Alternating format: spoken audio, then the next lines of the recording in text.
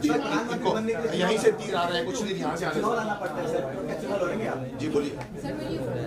Silence please. Social media तो काफी ज्यादा पेरेंटिंग कैसी कि बच्चे देखिए पेरेंट के अंदर इतनी हिम्मत होनी चाहिए कि देखिए आप जापान में कहते हैं चौथी क्लास तक के बच्चों के चौथी क्लास वो बच्चों को सिखाया जाता है बड़ों का आदर कैसे करना चाहिए। जब देखो इसलिए जापानीज लोग आए ऐसे करते हैं, सीख जाते हैं आदर करना। गूगल से बाहर चाइना ने गूगल बंद किया, हम नहीं बंद कर सकते, हमारे में इतनी हिम्मत नहीं, क्योंकि हमारे यहाँ पर सिर्फ राजस्व कितना मिल रहा है, टैक्स कितना मिल रहा है, उसमें घुसे हुए हैं साहब। मत आप देखिए यूथ कहाँ जा रहा है। मोदी जी कहते हैं कि हमारा देश जब 25 साल के बाद होगा सबसे ज्यादा, भाई और बहनों, सबसे ज्यादा युवा देश होगा। साहब मैं पूछता हूँ वो युवा उस वक्त जब पहुंचेगा कितना शक्तिशाली होगा, कितना शक्तिमान होगा, कितना उसके कंधे स्ट्रांग होंगे, कोई देखता है।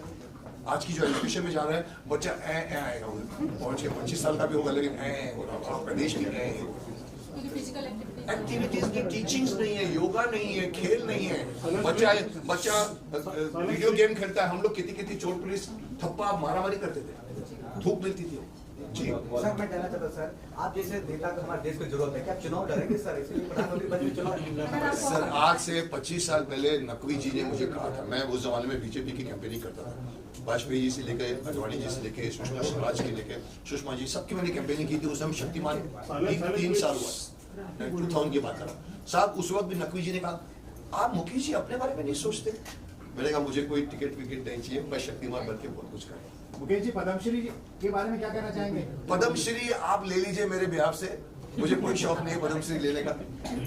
मेरा नाम शक्तिमान पद्मश्री के भी बहुत ऊपर है, क्योंकि मैं औरों के लिए सोचता हूँ। पद्मश्री सिर्फ लटकाने की चीजों के पीछे यहाँ पर पद्मश्री है।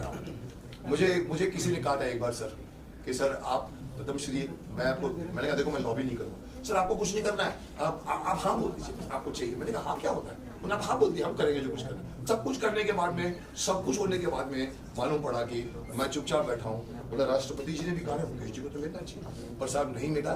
मुझे कोई शिकायत नहीं, किसने मेरे को नहीं दिया, किसने मेरे को पद्मश्री नहीं दिया, मुझे कोई गिला नहीं, शिकवा नहीं है। बट आपको लगता है कि मेरे को पद्मश्री मिलूंगा तो मेरा कद बढ़ जाएगा? सर क्या मुझे मानते हैं कि अभी तक का दूसरा सुपर हीरो हिंदुस्तान को नहीं मिला, शक्तिमान के पास है हिंदुस्तानी सुपर हीरो। मुझे लगता है आप लोग थक गए हो। ओए पीछे वाले को पूछ रहा हूँ, बंद कर दिया जाए।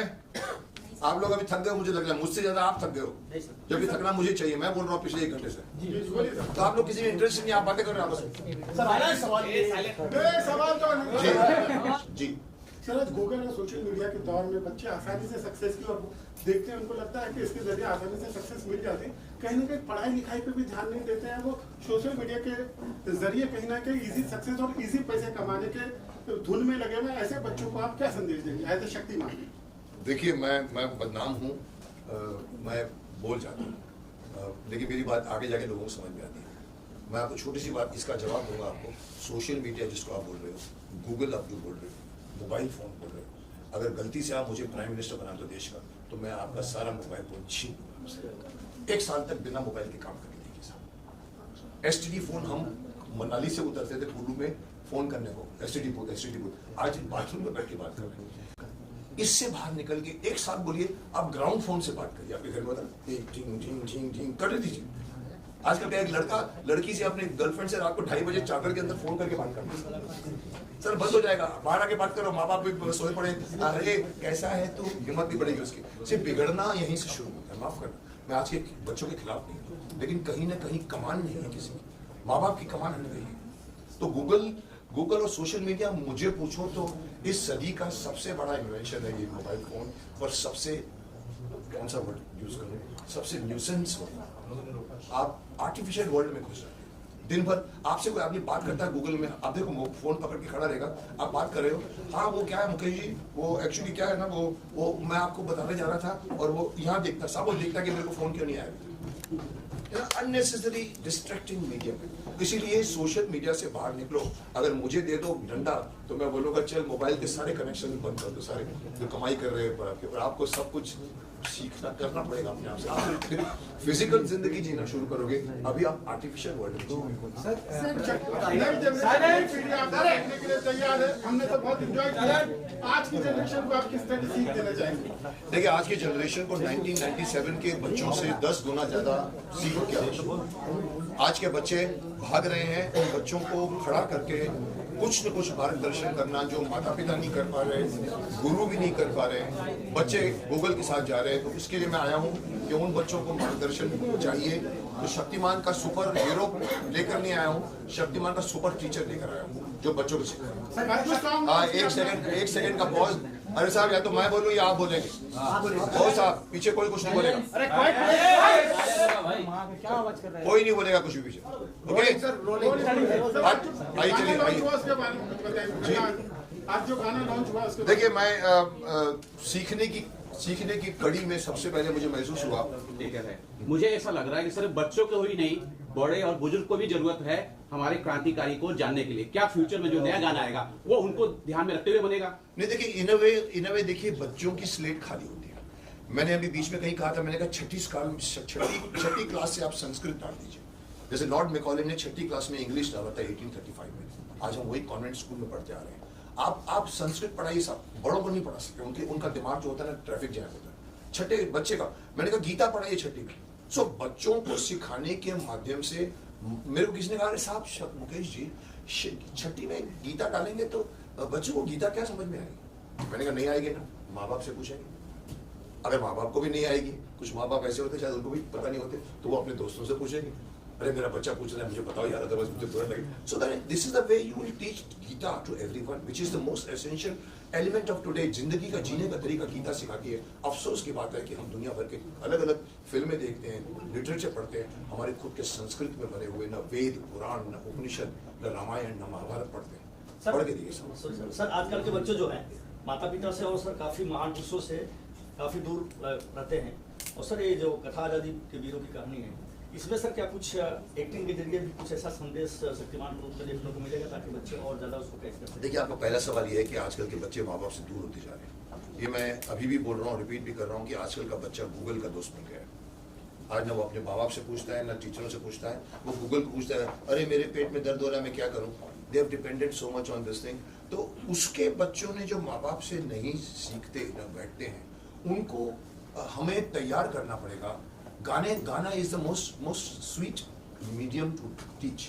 हम गद्य में सिखाएंगे, डायलॉग्स होते हैं, किताबें होती हैं, कहानियां होती हैं, लेकिन एक बहुत ब्यूटीफुली गाना बन जाए, वो गाना आपके दिमाग में घुसता है। तो ये नॉलेज जो हम देना चाहते हैं, ये क्रांतिकारियों के नाम की सिर्फ बच्चों के लिए नहीं है। Let this become very popular.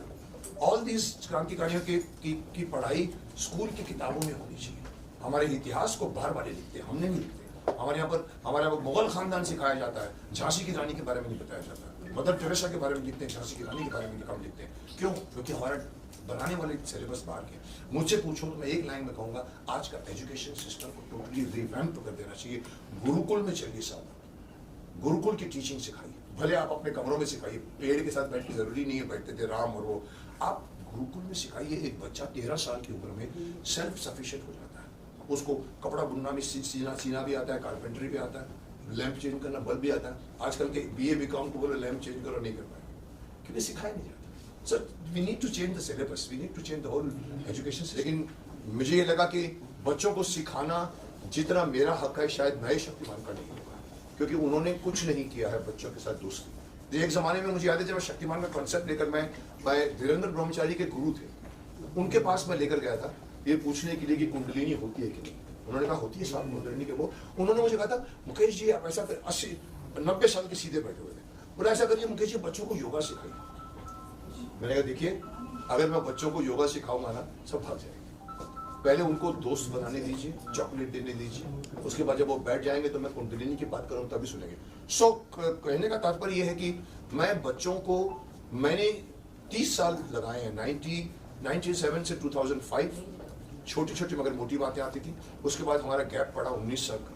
फिर भी मैं समझता हूँ, मैं स्कूल के, हिंदुस्तान के ऑलमोस्ट एवरी कॉन्वेंट के स्कूल में मुझे इन्वाइट किया गया है, और बच्चों से, अभी कल ही मैं जयपुर अजमेर के स्कूल से आया हूँ, प्रेसिडेंसी स्कूल से, और वहाँ भी यही बातें निकली कि बच्चे लोगों को आप थोड़ी सी नैतिकता की शिक्षा दीजिए। मैंने कहा साहब बहुत ज़रूरत है, सो ये गाना बनाने का तात्पर्य ये था कि चलो पहले सबसे पहले शुरुआत करते हैं। बहुत सी बातें आज बच्चों को बताने के लिए बहुत सारी बातें। मैंने कहा क्रांतिकारियों का एक एंगल है जो जिसके लिए हम फाइट कर रहे हैं। जय हिंद अभियान में मैं हूँ, जुड़ा हुआ हूँ।